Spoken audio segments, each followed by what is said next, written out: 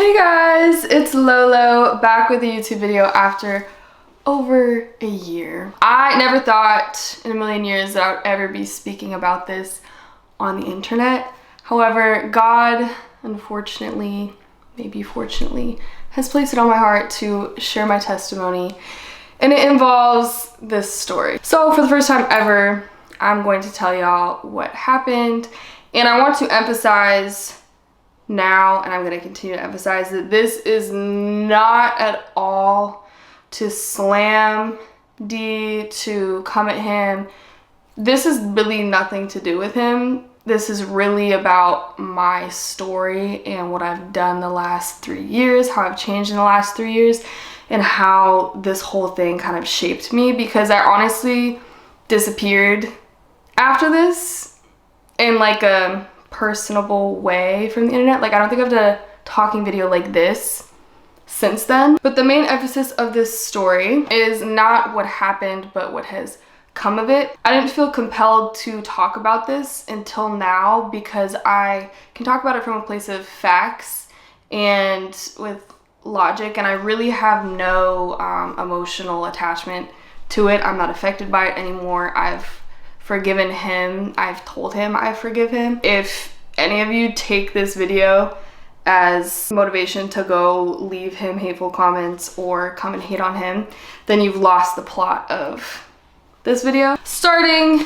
at the beginning. For those who don't know all the context, me and D dated for 6 months, and then we randomly broke up, and then there's this big viral thing going on of us breaking up. So I'm in this really public relationship, right? And one thing to understand is that nothing in your life could ever prepare you for being this perceived. As humans, we were never meant to have people reacting to us in the thousands and the millions. So this is all new to me. Again, I moved to LA, moved there to hustle, and then I just started blowing up on the internet.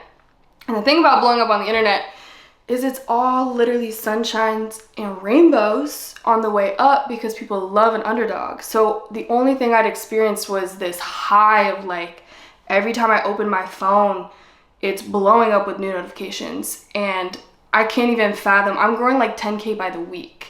I'm getting viral videos, I'm getting stuff on Overtime, House of Highlights. I never thought I'd get posted on House of Highlights unless I did a backflip and a triple windmill. You know what I'm saying? I'm on this high, and I'd only ever seen like the good of the internet, so I didn't really have any tools, and no one would have any tools for the way things can turn south. And part of that was too, I had been dating this guy who had a big following, so any kind of questions I had about the industry and how things worked, who I could trust, who I couldn't, I was really under his wing in the sense of like learning how things worked. I do also want to say that was a really healthy relationship. Communication was healthy. I was treated really well. I did my best to treat him well. I think I was a good girlfriend. It was a really good relationship with a really awful breakup. So the whole world of the internet that I know is kind of through this lens. So then it comes around to breaking up with him. Now, I had in the past been in a relationship where I gave them a bunch of chances, and the lesson I learned was to have a boundary, to have a standard, hold the standard. Don't move the standard, because I want the person to be right. Hold the standard, and if they meet it, they meet it. If they don't, they don't. My standard was, loyalty, and I had already decided that my standard was I'm not going to give people second chances. And in the relationship with D, I gave him a second chance. So what I wasn't going to do was give a third, because I already did this a little bit. It wasn't that I didn't love him enough to stay with him. I loved myself enough to leave. So I broke up with him. And I did it very respectfully. I didn't yell. It was having a conversation. It was a very sad conversation. I knew in my heart, like, I was not going to go back to the way I had done things in the past, and that I had to really be, done. I think this was my suggestion, and I said, let's not tell anyone. Let's keep this to ourselves. They don't deserve to know this is our information. Let's just keep it to ourselves. And he agreed, and so we were just gonna go on with our lives. People are gonna notice we're gonna stop posting, but we don't have to explain anything, because at the end of the day, it's our business. And also, if you're dealing with a breakup, I don't want to deal with a breakup with thousands and millions of other people. And like I said, I didn't know the power of the internet yet. I'd only just kind of gone on this ride, and I'd been chilling. So a few weeks went by. He starts posting collabs with other girls. When you make content with the opposite sex, everyone's always going to, you know, assume. And he also hadn't done any videos with other girls since we started dating. Number one, because it's respectful to me, and number two, just so people didn't assume things. So out of nowhere, now he's like doing these videos with other girls, which, you know, everyone copes with a breakup in their own ways, but the problem is his power on the internet was so much greater than mine that the smallest twist of his fingers like completely could torment my life. He'd post a TikTok with someone, my phone blows up, I get a bunch of messages, people text me, people call me. I have like hundreds of DMs either attacking me, saying this girl is better than me and I'm awful, and why did you break D's heart? Because people now don't know that we're broken up yet. It's making it look like he's either, you know, cheating or disrespecting me, or that we broke up and they don't know and he already moved on. So I'm kind of getting attacked, and then all the comments are like, Lolo was mid anyway, Lolo, she's better than Lolo, oh, RIP Lolo, Lolo's sliding down a wall crying somewhere. I'm getting annoyed because we did say we were gonna keep the breakup private, but you're making the breakup public and acting single. Not providing them any context is making it look like, you know, I did something. So I'm kind of sitting back and watching this. I'm like, hey, I think we should tell them that we broke up, because me being connected to you while you acting single is worse for me than them just knowing we broke up and you moving on. If you stay through this story, you'll understand why I'm telling it. He immediately wastes no time, posts a black story, is like, hey, Lolo and I broke up, but you know, all good, on to bigger things, staying focused, I'm on the grind. He had the power of controlling the storyline. All of his followers took what he posted and then came to me and were like, what did you do to him? Like, you messed with him, like you used him, he could do better than you anyway, you're mid. Anything you can imagine they could have said to me, they were saying it. So I post on my story and I say, hey, we did break up. I want to emphasize that you have to know your worth, and if you're not in a place that you are being respected, you have to go somewhere else. So then he texted me because he was mad that it made it look like he did something wrong. Why was I like fooled into feeling like I'm doing something wrong when I'm talking about my own life? I understand if someone is like spreading lies about a person and they're like, you know, trying to ruin their name, but I wasn't never trying to ruin anyone's name, where he made it seem like I did something wrong, and that's okay. And so I just kind of felt a little like squashed because his voice was so much more powerful than mine and so much more heard. And then when I would use my voice, I was made to feel like I was, you know, like using him for clout or like trying to do something with it. And I think a lot of times we want to protect people from the consequences of their actions. And I will feel bad when I make someone else feel bad because they messed up, but like that's not fair because I'm punishing myself for something that they did. Like, I'm allowed to say exactly what happened. And at the end of the day, that's what I did and what catapulted this whole mess. So he was mad at me for posting that. And then I remember I was in Hawaii on a girls trip. I remember like snorkeling with some sharks, and it's the same thing of like every time I check my phone, something that he posts, whether it's a joke he made or someone he's collabing with, sends the army to attack me. And again, whether it's intentional or not, that is the power that you have on the internet. And he posted a video with a girl with a very similar look as mine, had a ton of Instagram followers, black hair. So then the top comment says, Lolo was mid anyway. So imagine you get cheated on and 50,000 people agree that he could do better than you. The agony, like, and that's just the top comment with 50,000 likes. And it's like, good riddance, I never liked Lolo, Lolo's face looked weird, Lolo's body looked weird, Lolo is fat, Lolo this, Lolo that, Lolo that. Everything is going viral because we were a couple that had a lot of people looking at us. So us breaking up, everyone is wanting to see like what's going on. Like, being so picked at too, like really is hard to get used to, because normally as women especially, we go through so much fluctuation throughout a year, throughout a week, throughout a month. And once I had a following, I would look heavier for a day and they would notice it before I did. Like, the comments would say, dang, Lolo gained weight. So keep in mind like how weird this type of thing is to get used to. I'm losing it. I'm exhausted. This was the person who guided me into it, and while guiding me into it, put our relationship to the public. I've never had a public relationship. I've never been public before with anything. But then the mentor and the person that I trusted is now using it against me. And so I don't know what to do. I don't have a support system for this. My family wouldn't understand how this stuff works.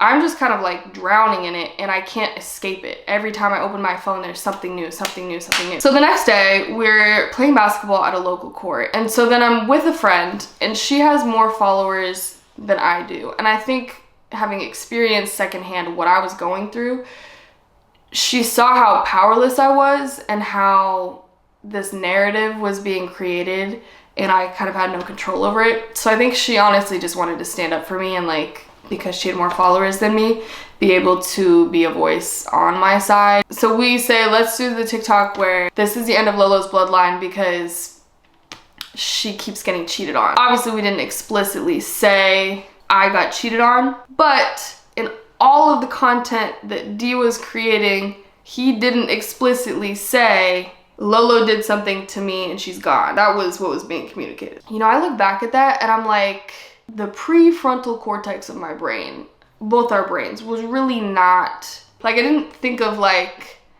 how extreme of anything would come from this TikTok. Neither of us did. It was like I'd been crying for days, y'all, on a girl's trip. I'm ruining the trip, okay? And my friend's like, girl, you're not gonna get stomped on. We're gonna stand up for you. And the TikTok takes, what, 10 seconds? We go.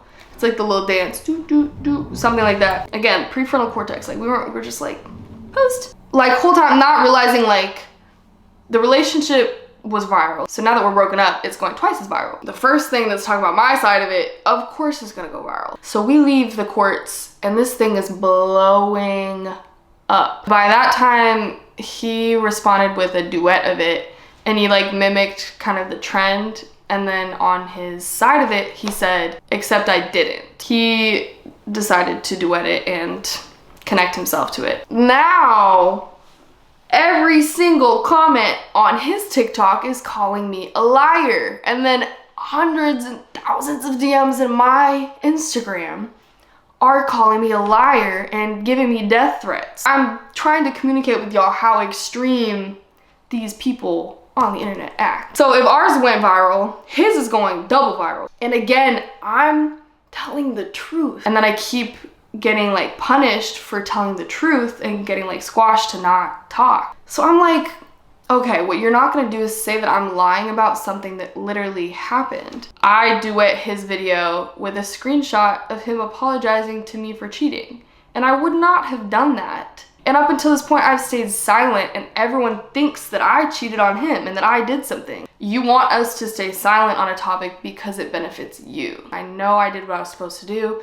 I held my ground, I held my standard, I broke up peacefully. And it's kind of like, if you've been along the ride with me to help me build this following, and now I don't want to talk to you anymore, it was kind of like making sure that I can't benefit from that following by like making me look bad. I was never gonna speak on this, but you trying to make it look like I did something is forcing my hand to stand up for myself. Now, like, the internet is freaking out. All these have so many views. And I say, hey, let's like stop this internet stuff. Like, I'm over it.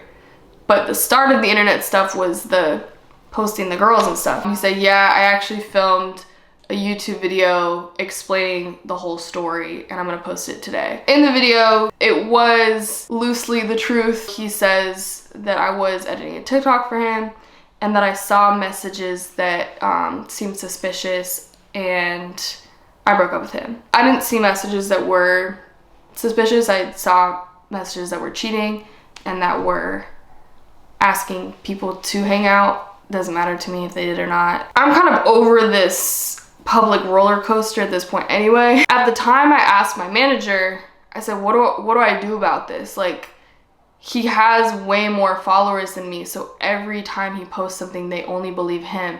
And every time I speak up and try to say my side of it, I get punished for it, or he tells me that I'm trying to make him look bad. But I'm not trying to make him look bad, I'm telling the truth. And he told me, he's like, the best way to make these things blow over is to go radio silent, not talk about it at all. I think the we broke up ...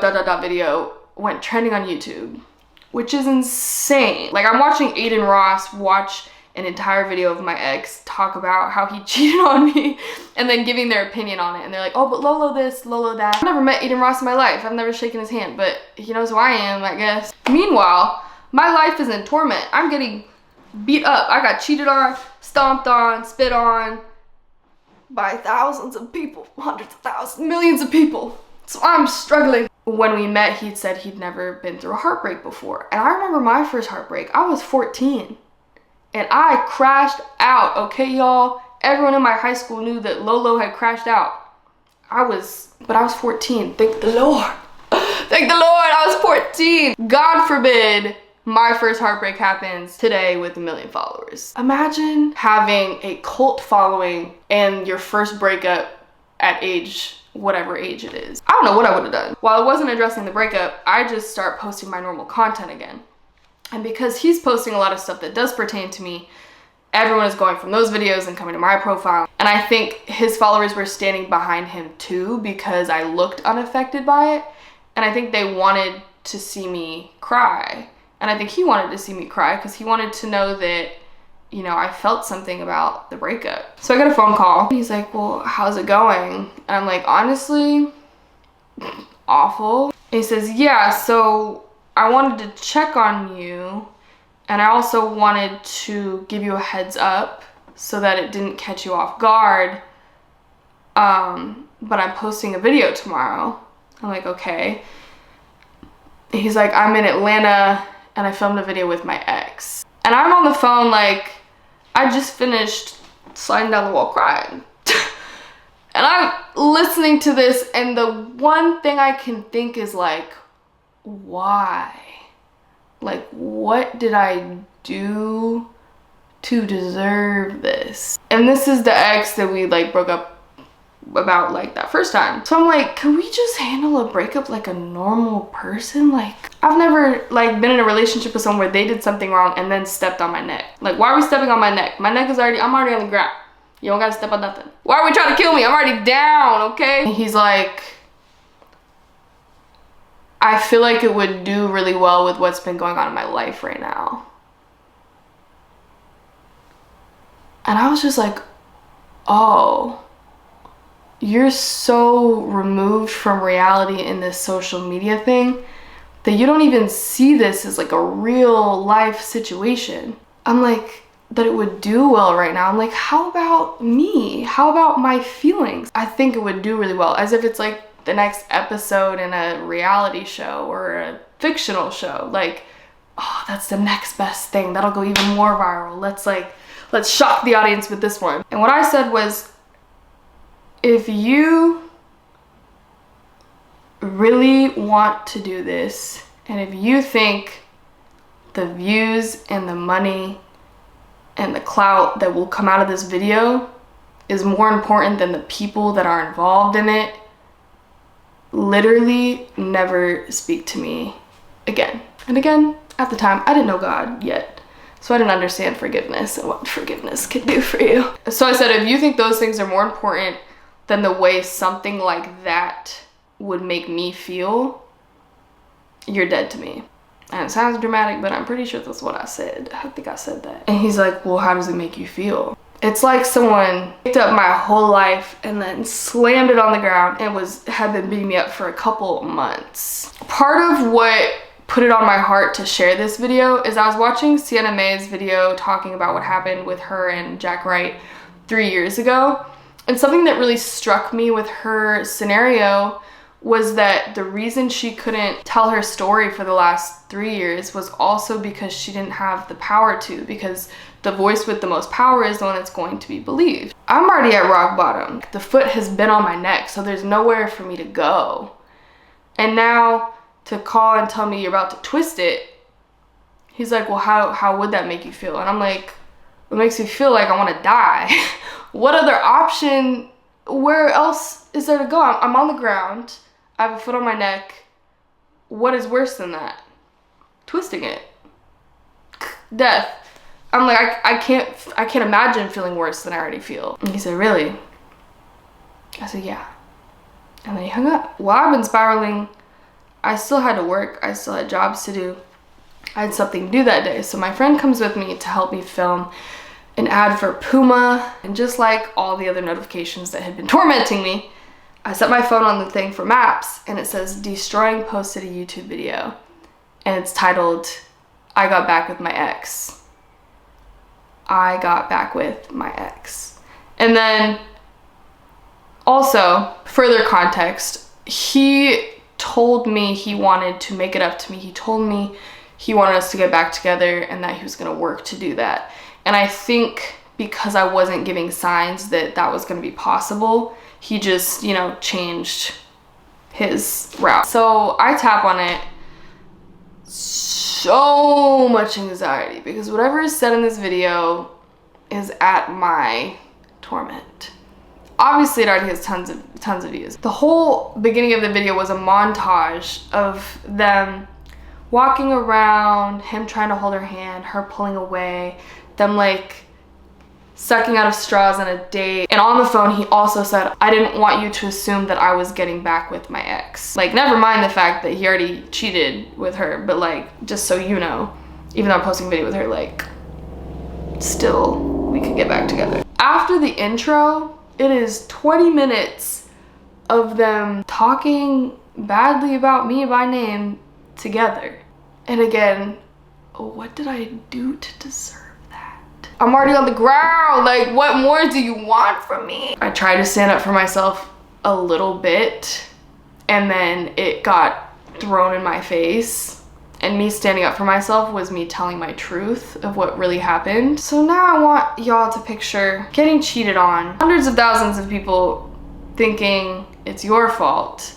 Hundreds of thousands of people saying, you're ugly, I would have cheated on you too. He could do better. And now your ex is sitting with one of the people he cheated on you with, and they're talking badly about you to millions of people. And in the video too, they laugh over the fact that they were texting while we were dating. This video goes number 12 trending on YouTube.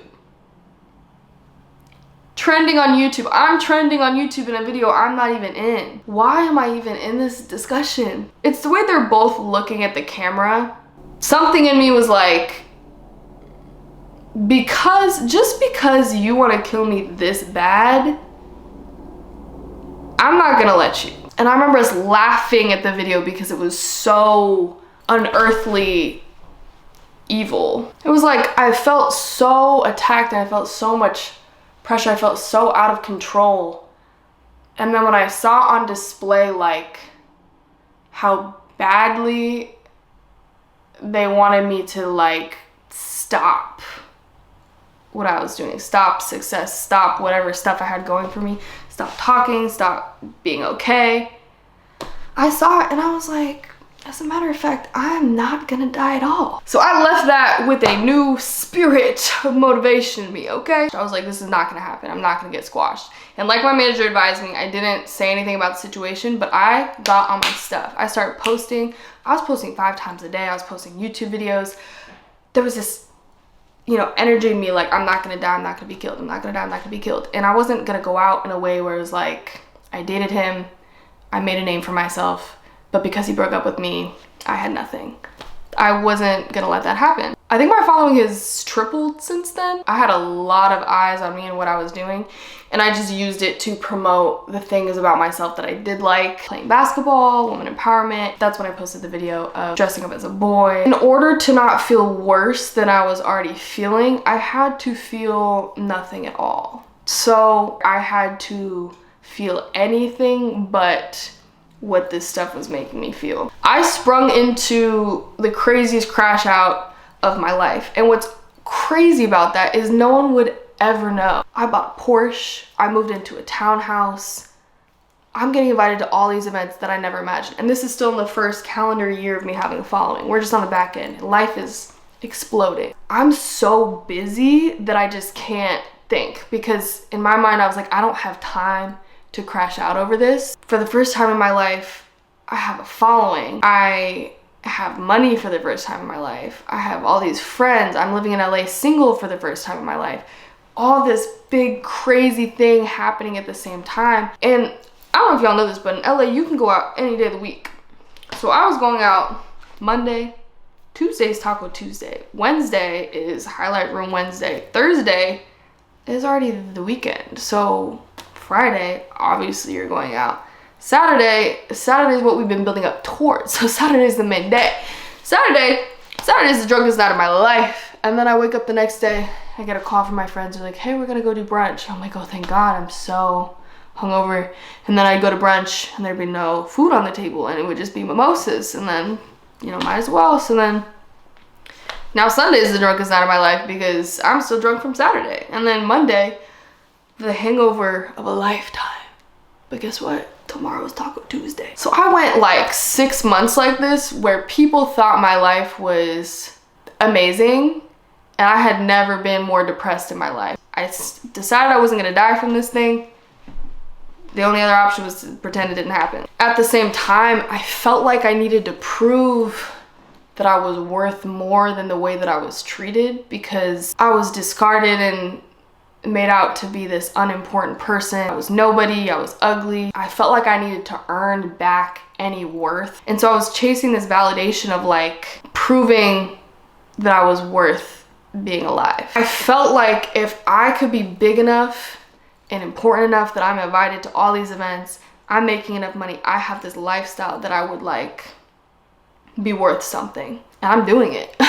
The mission was successful. I'm okay. Like I'm going to ESPYs and then I get invited to go to NBA Summer League. This feels like the peak of it. I think I'm losing daylight. I've built an armor of self-worth and it felt like bad things couldn't happen to me if I proved that I didn't deserve that. Hundreds of thousands of people told me I wasn't worth anything and that I deserved to get treated that badly. So I feel like I was on this reckless tear to like be somebody, to be important, to have success, to be more successful than other people, to make myself so important and big that nothing could happen to me and that no one could deny that I'm a person and that I matter and that I'm worth something. And then I'm at NBA Summer League and something that is completely out of my control happens that I couldn't have prevented.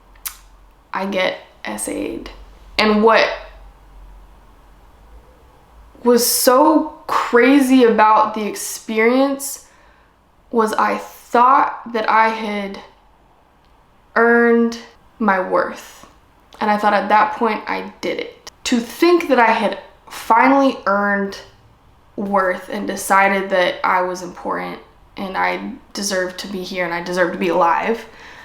And then someone just, no you don't. It felt like it stripped me of everything I'd ever done. And it like further confirmed this notion in my head that I was nothing and I was worthless. And it's crazy because from the outside looking in, like I had all this stuff. I had the life, I had the following, I have brand deals, I have money, I'm going out, I have this glamorous life. And in my head, I'm worthless. And nothing has changed me more in my life than this happening. What it felt like was once I prove that I'm important enough, everyone will treat me like I'm important. And I remember coming home to my stuff, to my car, and I remember laying in my bed and feeling like I had nothing. I have absolutely nothing. It felt like everything I worked for my entire life, anything I ever added on to my worth was stripped. It was gone because I had been treated like I was worthless, which in my brain told me that I was worthless. Everything that I avoided feeling for like 6 months was now all being felt. And I have never felt so rock bottom. I were just kind of like floating around. Like I couldn't even feel where I was. I remember like my friends would invite me to go somewhere and I would go and not speak the whole time. And I kind of told them like I'm going through something right now.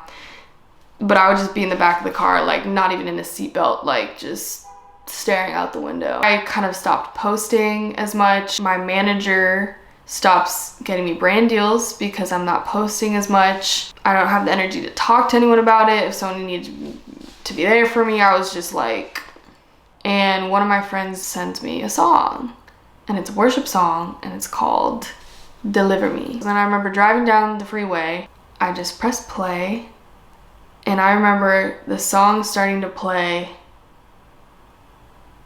and just bawling my eyes out. The song was talking about a concept of your worth as a person, and that the things that have happened to you don't define you. It was just this foreign concept that I hadn't heard before, where this song is speaking to me and it's saying you are delivered from the things that have happened to you. You are worth something, you are important, you are worthy, you are all these things. I just remember like crying. So then the same friend ended up inviting me to go to church. So I go to church and he's kind of saying these same ideas. And I want to say too, because anyone could be listening to this, I am the most skeptical person you could ever meet. I remember going to church growing up on like Easter and Christmas, and they were talking about all this magical stuff. And I was just like, I'm calling BS.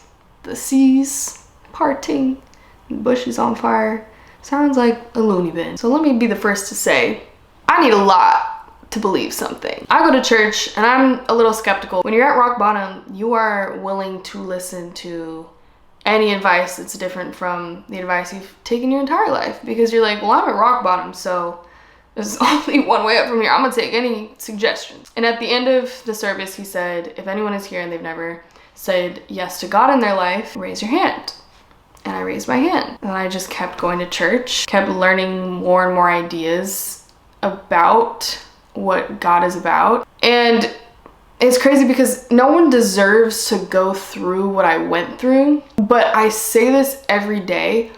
I'm so grateful for what I went through, because God removed every source of validation in my life in order for me to understand that it could only come from Him.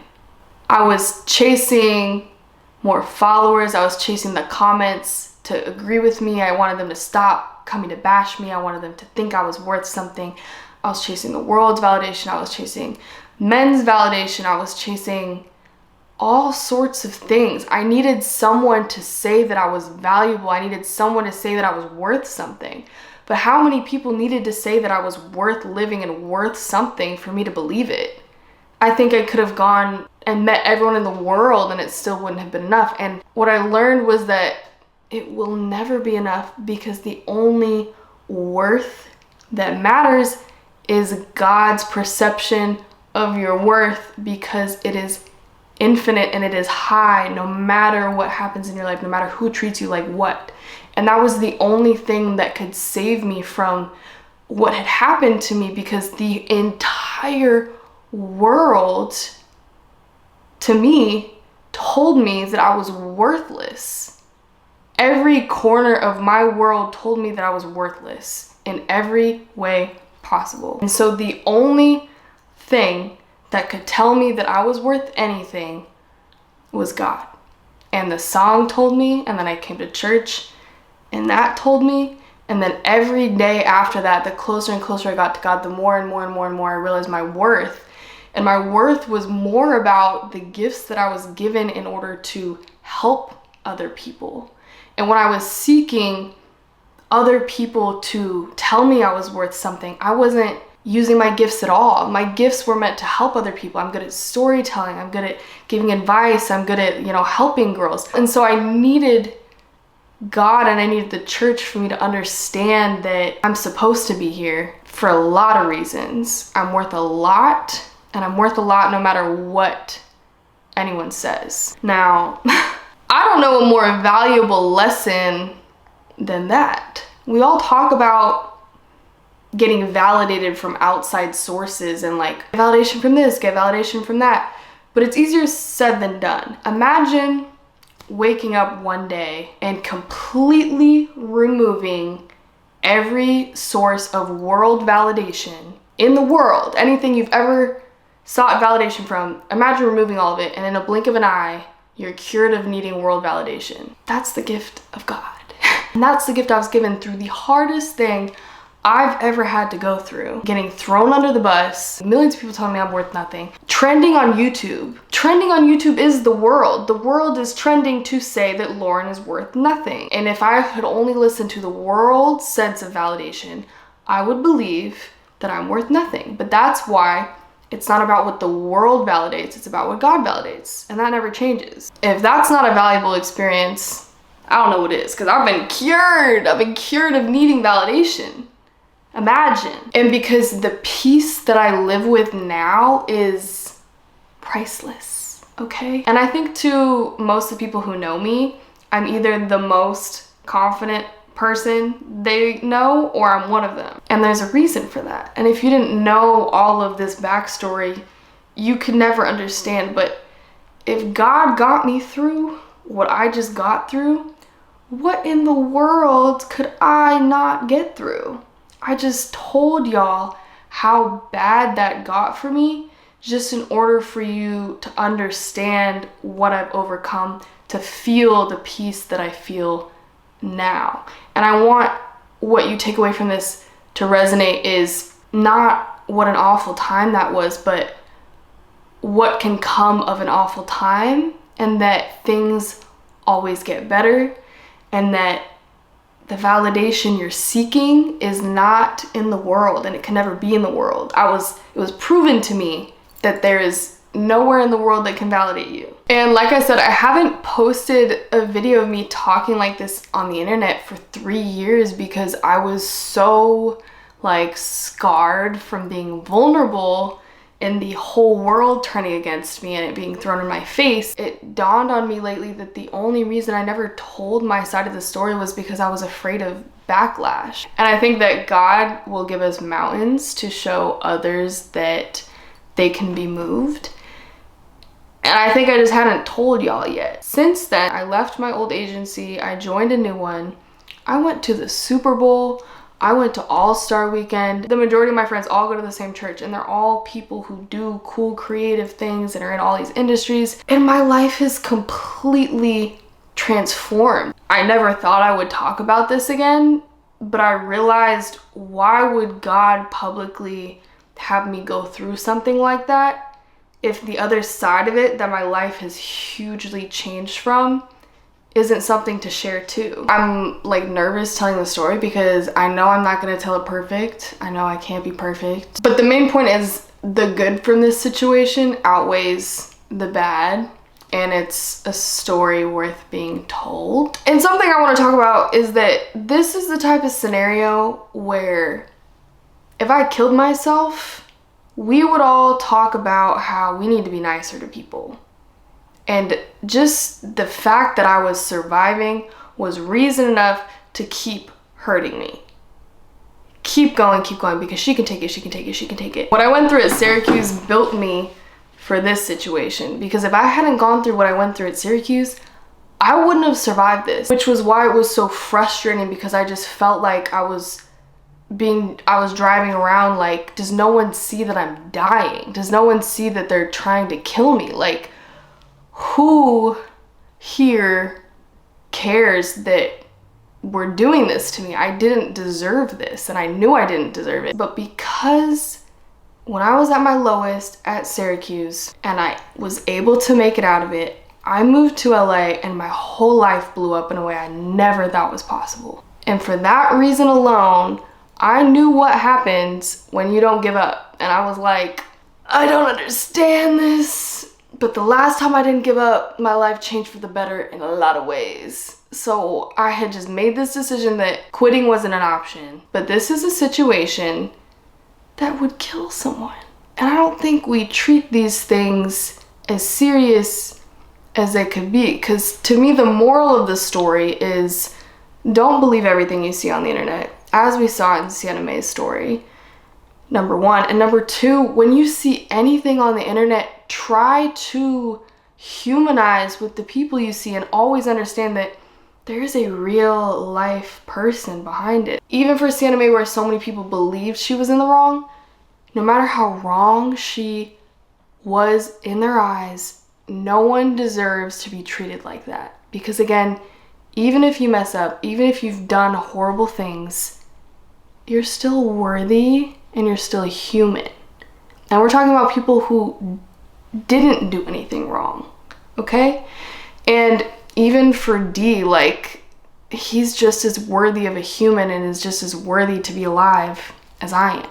If my past defines me, why change? Through my walk with God, I've also just opened up a whole new career path that I can tell you guys more about later, but I have been acting, I've been producing, I've been directing, I've been writing, and I've just been able to use my gifts for the things that I think they do the best and have confidence in that. But lots in that realm coming soon. I could show behind the scenes of like the acting stuff I've been doing, and I'm gonna start posting shorts, films, all the stuff I've been making. All that is coming soon. But anyways, thank you so much if you've watched this whole video. It means a lot. Still can't believe that I'm talking about this today.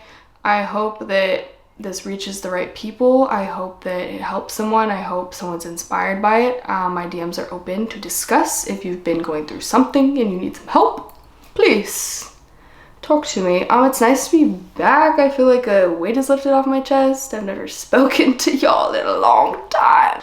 Moral of the story, thank you to God.